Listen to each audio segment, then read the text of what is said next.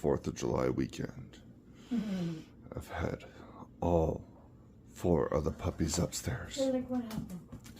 And this is the first time that all 4 of them, with Mom and Dad, They're all put down. decided to finally lay down They're all put down. and rest. After non-stop playing, they finally are exhausted. Oh my goodness.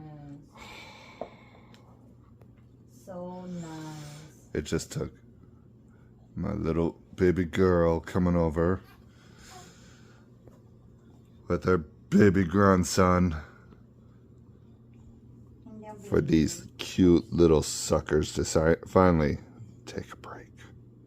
Yeah. And Mom and Dad also.